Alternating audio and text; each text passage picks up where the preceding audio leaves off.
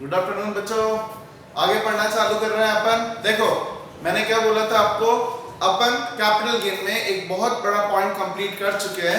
Capital gain तक कैसे निकालते हैं? एफईसी में तीन चीजें लेस करके, लॉन्ग टर्म आता है या शॉर्ट टर्म आता है।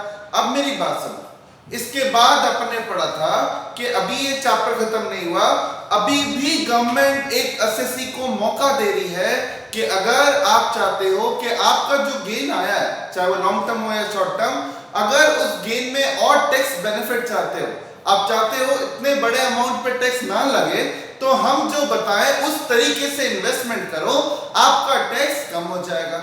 उसमें अपन ने एक ही सेक्शन पढ़ा था फिलहाल 54 वाला, जिसमें अपन ने क्या पढ़ा था कि अगर कोई बंदा अपना पुराना घर, इंडिविजुअल अच्छे पढ़ा था ना, अगर कोई बंदा अपना पुराना घर बेचकर उन पैसों से नया घर खरीदता है, पुराना घर लॉन्ग टर्म होना चाहिए, और उससे वो अगर वो नया घर खरीदता है तो उस केस में गवर्नमेंट कहती है जितना नया इन्वेस्टमेंट में पैसा लगा दिया प्लस जितना सीजीडीएस में जमा कराया, किससे पहले, रिटर्न की तारीख से पहले जितना जमा करा दिया, उतना उसको क्या मिल जाएगा, एग्जम्पशन। याद आ रहा है? 40 लाख रुपए का गेन हुआ, 38 लाख रुपए नए घर में लगा दिए तो 38 लाख क्या हो जाएंगे, लेस हो जाएंगे। ठीक है, लेकिन अपन ने पढ़ा क्या था, जो सीजीडीएस में लगाया वो कंस्ट्रक्शन के केस में 3 साल तक काम में ले लेना और परचेज में 2 साल तक खर्च कर देना। और फिर क्या पढ़ा था कि वो जो नया घर है कितने साल तक नहीं बेचोगे, 3 साल। याद आ रहा है? और अगर बेच दिया तो जो पहले लेस हुआ था, जो गेन पहले एग्जम्प्ट हुआ था, वो वापस क्या हो जाएगा, टैक्सेबल। ये यहां तक कंप्लीट हो गया।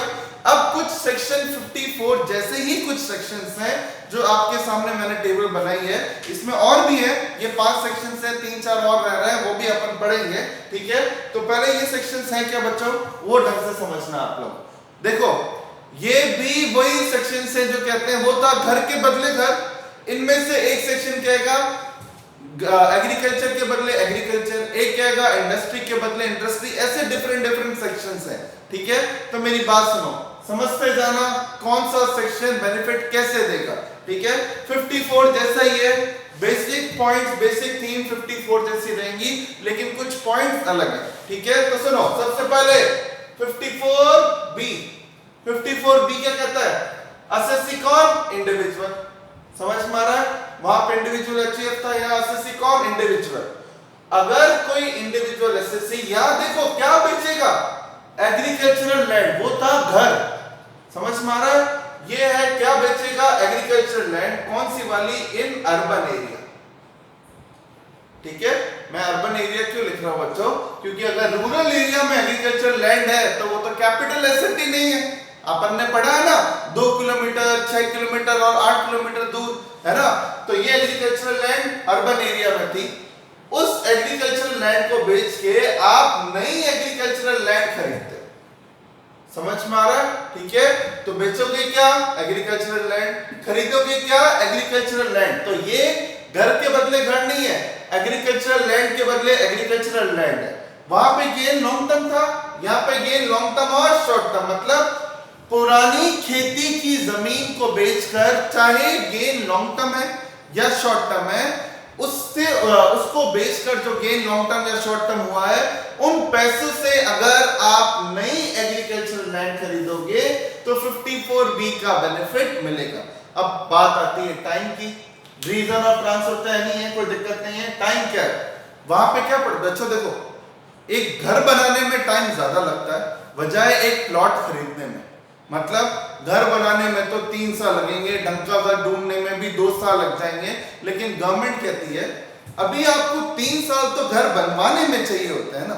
समझ में आ रही बात? लेकिन आपको एग्रीकल्चर लैंड खरीदनी है, बनवाना थोड़ी है कुछ, इसलिए यहाँ पे टाइम पीरियड कम है और केवल कितना है, 2 साल।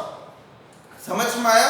गवर्नमेंट कहती खरीद ही तो रहे हो तो 2 साल एनफ है, जितनी भी ढूंढनी है 2 सालों में ढूंढ लेना। समझ में आ रहा है? ठीक है, तो यहाँ पर टाइम पीरियड अलग है, वहां -1 +2 +3 था, यहाँ पे केवल +2 है। अमाउंट एग्जाम कितना होगा, जितना पैसा नई एग्रीकल्चर लैंड में, सेम पॉइंट है, या तो 31 जुलाई से पहले एग्रीकल्चर लैंड मेरे ध्यान में है, मैंने पैसे लगा दिए, और या फिर अगर मेरे अभी तक ध्यान में नहीं है तो कहां जमा करा दूंगा, CGDS। लेकिन ये जो कुछ भी करना है आपको मैं पहले भी बता चुका हूं, कब तक, ड्यू डेट ऑफ रिटर्न से पहले पहले। तो 31 जुलाई से पहले पहले या तो नई एग्रीकल्चर लैंड खरीद लेना, आने वाला 31 जुलाई, कौन सा 31 जुलाई 2020, उससे पहले पहले या तो नई एग्रीकल्चर लैंड खरीद लेना, नहीं तो कहां जमा करा देना, CGDS में। समझ में आ रहा है? बाकी मैंने लिखा हुआ है बच्चों, वहां से टेबल तो मैं आपको दूंगा, लेकिन समझाने के लिए बैलेंस पॉइंट सेम, मतलब वही CGDS में 2 साल तक यूज नहीं किया तो आफ्टर 2 ईयर जितना यूज नहीं किया वो टैक्सेबल हो जाएगा। और इसका भी लॉक इन पीरियड 3 साल है। अगर वो लॉक इन पीरियड में बेच दिया, जो आपकी एग्रीकल्चर लैंड है वो बेच दी, तो जो पहले लेस हुआ वो क्या हो जाएगा, ऐड। तो मैं वापस बोल रहा हूँ 54B काफी हद तक 54 जैसे ही है। वहां इंडिविजुअल HUF था, यहाँ इंडिविजुअल है। वहां गेम लॉन्ग टर्म था, या लॉन्ग टर्म और शॉर्ट टर्म है। वहां घर बेचना है या एग्रीकल्चर लैंड बेचनी है, वहां नया घर खरीदना है या नई एग्रीकल्चर लैंड खरीदनी है। वहां -1 +2 +3 था, यहाँ केवल +2 है, बाकी सारे पॉइंट सेम है। क्लियर? तो ध्यान रखना एग्जाम में बेच क्या रहा है, खरीद क्या रहा है। अभी एग्जाम में आया अर्बन लैंड बेची, अर्बन लैंड बेच के उसने एग्रीकल्चर लैंड खरीद दी। अर्बन लैंड और एग्रीकल्चर लैंड में फर्क है। देखो बच्चों, एग्जाम में एक और पॉइंट था, गोल्ड बेच के गोल्ड खरीद लिया। अब एक बच्चे ने लेके बोला, उसके दिमाग में ये रहा कि गोल्ड बेच के गोल्ड खरीद लिया लेस। अरे मैंने सेक्शन पढ़ा ही नहीं, यूं तो कल कार बेच के मोबाइल खरीदा तो मोबाइल का जो गेन आया लेस, मोबाइल नया इन्वेस्टमेंट। ऐसा मैं नहीं ना बोल रहा हूं ना ऐसा है। मैं जो बताऊंगा कि देखो घर के बदले घर, एग्रीकल्चर के बदले एग्रीकल्चर, केवल वही याद रखना है विद सेक्शंस। मैं सेक्शंस याद रखने को ना ज्यादा बोलता हूं ना मैं लिखवाता हूं, बट इसके सेक्शंस याद रखने हैं। इनमें अमेंडमेंट्स हैं, वो भी मैं अमेंडमेंट के दौरान बताऊंगा, क्योंकि अब तो वैसे भी आपके एग्जाम शिफ्ट होंगे, तो फिर इस हिसाब से आपको मैं सारे अमेंडमेंट कराने हैं। नेक्स्ट सेक्शन पे आओ। अभी 54D।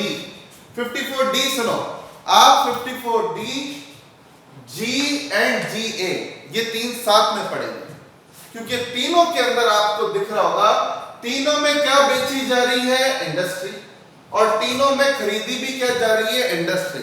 तो अब आप में से कोई कंफ्यूज हो रहा होगा कि सर बेच रहा भी इंडस्ट्री है, खरीद रहा भी इंडस्ट्री है, मतलब एक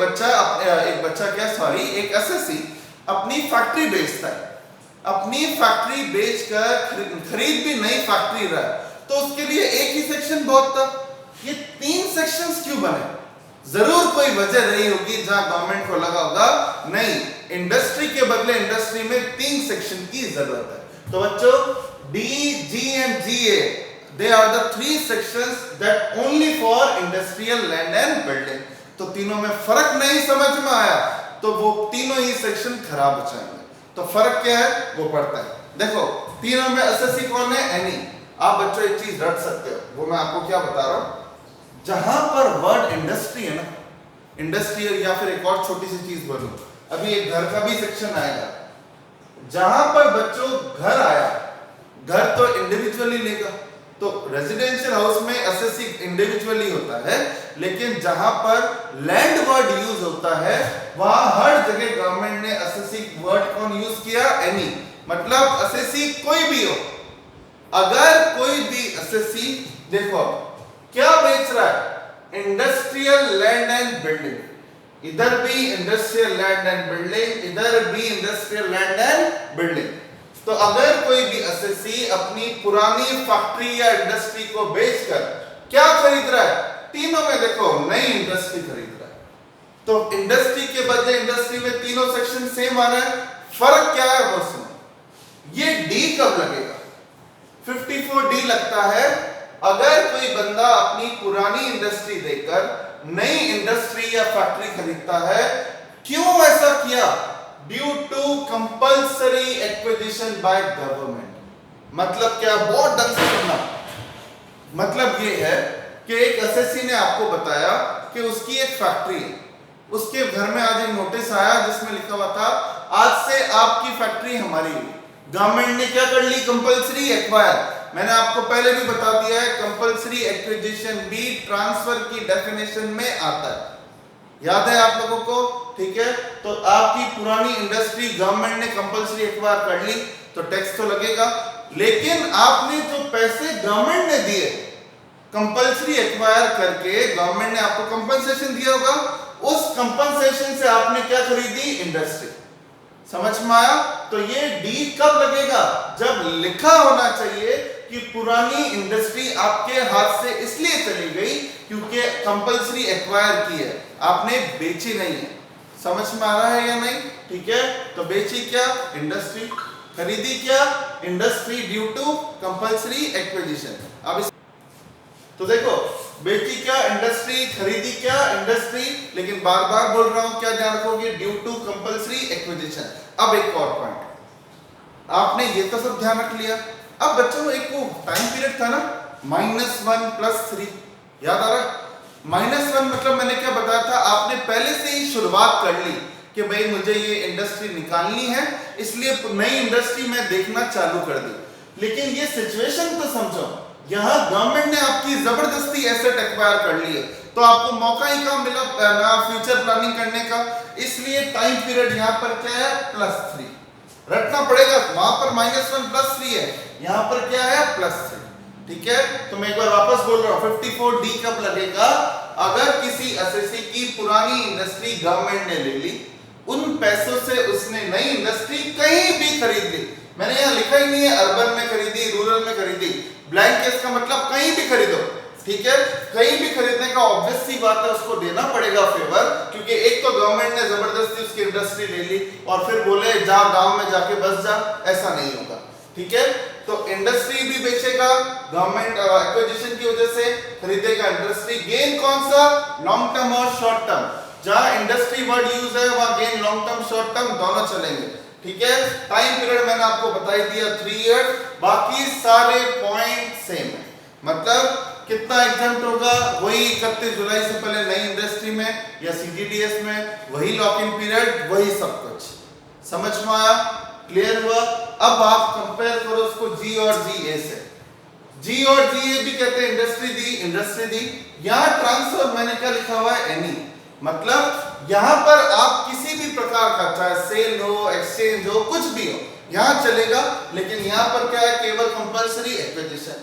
अब सुनो, ये 2 सेक्शंस बनाए हैं गवर्नमेंट ने प्रमोट करने के लिए कि अर्बन एरिया में पॉल्यूशन बहुत होता है। उस पॉल्यूशन को कम करने के लिए गवर्नमेंट ने कहा जाके गांव में बच जाओ, जाके इस रूरल एरिया या एसईजेड में बच जाओ, स्पेशल इकोनॉमिक जोन में जाके इंडस्ट्री शिफ्ट कर लो। ऐसा करोगे तो हमें खुशी होगी और हम आपको फायदा देंगे। तो जी क्या कहता है? अगर आपने पुरानी इंडस्ट्री बेचकर नई इंडस्ट्री खरीदी, कहां पर खरीदी? रूरल एरिया के अंदर, तो आपको जी का बेनिफिट मिलेगा। और अगर आपकी इंडस्ट्री आपने स्पेशल इकोनॉमिक जोन में खरीदी तो जी ए का बेनिफिट मिलेगा। मतलब अगर आपने इंडस्ट्री अर्बन एरिया में खरीदी है तो कोई बेनिफिट नहीं है, पुरानी इंडस्ट्री बेचकर नई इंडस्ट्री रूरल में खरीदो या स्पेशल इकोनॉमिक जोन में, तो जी या जीए का बेनिफिट मिलेगा। गेन और लॉस दोनों लॉन्ग टर्म शॉर्ट टर्म इसके जैसे हैं। इसमें टाइम पीरियड -1 क्यों अलाउड है? क्योंकि यहां पर आप प्लानिंग करके दे रहे हो। समझ में आ रहा है? तो जहां प्लानिंग है इसलिए गवर्नमेंट ने कहा -1 + 3, और यहां पे केवल क्या था? +3। बस बाकी सारे पॉइंट सेम है, वही लॉक इन पीरियड, वही नॉन यूटिलाइजेशन वाला पॉइंट, वही सब कुछ। तो 3 सेक्शंस हो गए जो केवल इंडस्ट्री के लिए है। कौन कौन से? डी, जी एंड जीए। तीनों में इंडस्ट्री बेचोगे, तीनों में इंडस्ट्री खरीदोगे। एक कहीं भी खरीदो, बट बेची क्यों? Compulsory acquire. एक कहां खरीदनी है? रूरल में, और एक कहां खरीदनी है? एसईजेड में।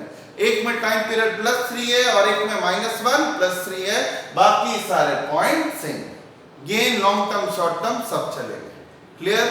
यहां तक समझ में आया? अब नेक्स्ट पॉइंट। नेक्स्ट ये 3 हो गए। अब एक पॉइंट है 54 ईसी। ईसी जैसा पॉइंट एक डबल ई भी है, एक जीबी भी है और एक एफ भी है। ये बहुत डिटेल वाले इंपॉर्टेंट है, तो वो बाद में, पहले ईसी सुनो। ईसी क्या कहता है? इसमें अमेंडमेंट भी है।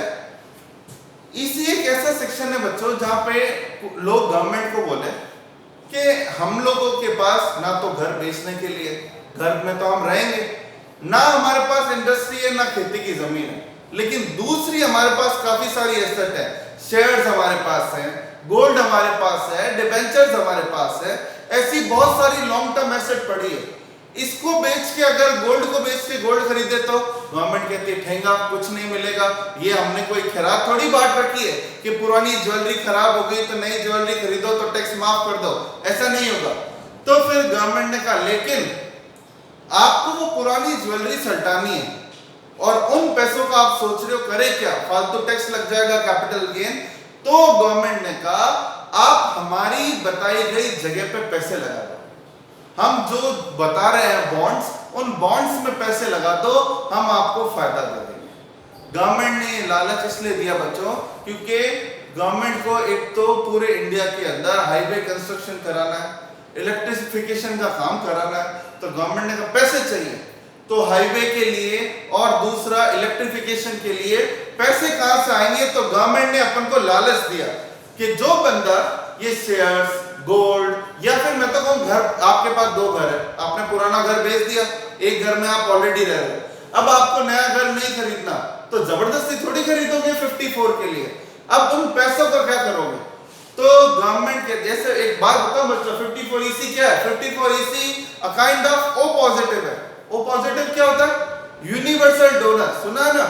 यूनिवर्सल डोनर मतलब ये एक ऐसा सेक्शन है जो कहता है आप कोई भी एसेट बेचो, कोई भी एसेट बेचो, उनको बेचकर आप ये मत सोचो कि हमें क्या इंडस्ट्री खरीदनी है, लैंड खरीदनी है, नहीं, कोई भी एसेट बेचकर आप मेरे बॉन्ड्स खरीद लो, मैं सबको फायदा दूंगा। तो ये 54 EC के जो बॉन्ड्स हैं, बॉन्ड्स ये जो NHAI और REC के जो बॉन्ड्स हैं, ये कहते हैं कि कोई भी बंदा जिसके पास गेन है, लॉन्ग टर्म गेन है, वो बंदा चाहता है उसका टैक्स कम हो जाए, तो वो सेक्शन कहता है, ये बॉन्ड्स क्या कहते हैं, आप हमारे बॉन्ड्स खरीद लो, हम किसी भी प्रकार के लॉन्ग टर्म एसेट पे बेनिफिट दे देंगे। समझ में आया? मतलब क्या, एसएससी कौन, कोई भी क्या बेचेगा, कोई भी long term asset, asset long term होनी चाहिए, उनको बेच के क्या खरीद लेता है, बॉन्ड्स। ठीक है, बॉन्ड्स अरे नहीं, किसके, national highway authority of India और REC के, रूरल इलेक्ट्रिफिकेशन कॉर्पोरेशन के बॉन्ड्स खरीद लेता है। तो जितने रुपए के बॉन्ड्स खरीदोगे उतने रुपए पर टैक्स नहीं लगेगा। तो ये तो बच्चों बहुत अच्छा सेक्शन है। मेरे को ना घर चाहिए ना खेती की जमीन चाहिए, लेकिन टैक्स कम कराना है, तो गवर्नमेंट के सिर्फ बॉन्ड्स हैं, बॉन्ड्स खरीद लो, ब्याज भी आएगा और उतने रुपए पे टैक्स नहीं लगेगा। गवर्नमेंट ने खुद के पैसों के लिए ऐसा किया। अब सबसे इंपॉर्टेंट चीज, बॉन्ड्स ही तो है, अगले दिन बैंक में गए, चेक दिया, हाथों हाथ वो बॉन्ड दे देगा, 1 दिन 2 दिन 10 दिन लगेंगे। अब यहां पे भी आप बोलो सर CGDS में अकाउंट खुलवा दे तो अभी बॉन्ड्स नहीं खरीदने, गवर्नमेंट कहती है घर ढूंढने पे ही मिलता है, टाइम लग जाता है, मानते हैं।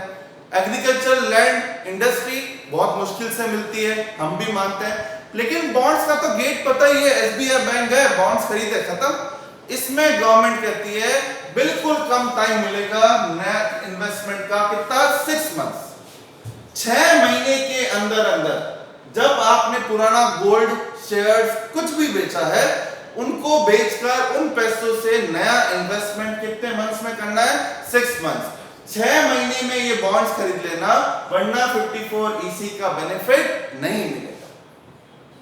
समझ में आ रहा है या नहीं? ठीक है, यहां पर नो CGDS, क्योंकि गवर्नमेंट कहती है जितनी देर में CGDS अकाउंट खुलता है उसकी आधी देर में तो आप बॉन्ड्स खरीद लोगे, तो क्यों चाहिए CGDS। समझ में आया? बाकी इसमें भी लॉक इन पीरियड उतना ही है, इसके अंदर CGDS तो है नहीं, बाकी सारे पॉइंट इसमें भी सही। लेकिन सबसे अच्छी बात क्या है, किसी भी एसेट के बदले बॉन्ड्स खरीदने पर, लॉन्ग टर्म अगर एसेट है तो आपको ये 54 EC बेनिफिट देगा। बस याद रखना इन्वेस्टमेंट नया कितने मंथ्स में हो जाना चाहिए, 6 मंथ्स। क्लियर हो रहा है? और ये अकेला ऐसा सेक्शन है जिसकी मैक्सिमम लिमिट है। ऐसा नहीं हो कि एक ज्वेलर 3 करोड़ की ज्वेलरी बेच के बोले सारा पैसा बॉन्ड्स में लगा दो और टैक्स माफ। गवर्नमेंट कहती है पैसा चाहिए, लेकिन ऐसे भी नहीं कि हम बर्बाद हो जाए। इस सेक्शन की मैक्सिमम लिमिट है 50 लाख। मतलब अगर आप विद इन 50 लाख रुपीस अगर इन्वेस्ट करते हो बॉन्ड्स में, तो आपको 54 EC का बेनिफिट मिल जाएगा। और 51 का कर दिया तो हिसाब से तो अब तो 50 मिलना चाहिए, लेकिन गवर्नमेंट की लैंग्वेज है कुछ भी बेनिफिट नहीं मिलेगा, लैंग्वेज तो है ही है। तो अगर आप 49 लाख इन्वेस्ट करते हो तो 49 लाख का मिल जाएगा, गेन में से 49 लाख लेस हो जाएंगे, ठीक है। और अगर 51 इन्वेस्ट करते हो तो कुछ भी नहीं मिलेगा, ठीक है।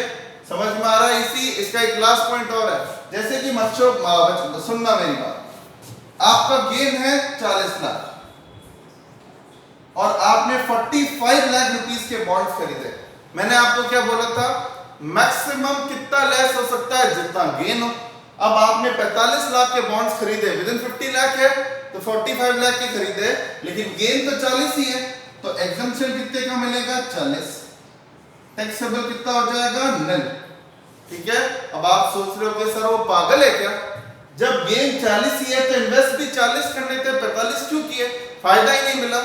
तो गवर्नमेंट ने एक प्रोविजन बनाया है जिसमें गवर्नमेंट कहती है कोई बात नहीं, इस साल नहीं मिला, ये बैलेंस 5 लाख का बेनिफिट आप फ्यूचर में 1 साल तक यूज कर सकते हो। मतलब ये 5 लाख का बेनिफिट जो आप इस साल यूज नहीं कर पाए, नेक्स्ट ईयर कैरी फॉरवर्ड हो जाएगा। अगर अगले साल कोई लॉन्ग टर्म गेन है तो बिना इन्वेस्टमेंट किए 5 लाख तक छूट मिल जाएगी। समझ में आ रहा है? ठीक है, वापस बोल रहा हूं, 54 EC कहता है कोई भी प्रकार की लॉन्ग टर्म एसेट बेचकर उन पैसों से ये बॉन्ड्स खरीदोगे तो जितने के बॉन्ड्स खरीदोगे उतने लॉन्ग टर्म गेन तक कोई टैक्स नहीं लगेगा, लेकिन 6 महीने के अंदर अंदर खरीद लेना। समझ में आ रहा है? और मैक्सिमम बेनिफिट कितना मिलेगा, 50। ज्यादा इन्वेस्ट करोगे तो कुछ नहीं, कम इन्वेस्ट किया लेकिन गेन कम था तो जो बैलेंस है वो नेक्स्ट ईयर कैरी फॉरवर्ड हो जाएगा। समझ में आया? क्लियर हुआ यहाँ तक? तो ये सारे पॉइंट नोट करो, और भी सेक्शन से अमेंडमेंट है लेकिन पहले इसके ये नोट करो, फिर अपन इसके क्वेश्चन करते हैं, फिर नए सेक्शन जो टिपिकल वाले हैं वो पढ़ते हैं। ठीक है, चलिए।